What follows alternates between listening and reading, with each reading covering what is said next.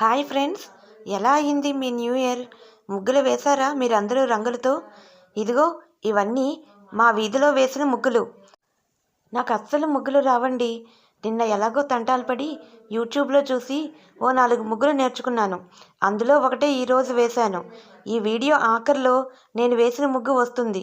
నేను వేసిన ముగ్గు మీకు నచ్చితే కామెంట్ సెక్షన్లో నైస్ అని కామెంట్ చేయండి.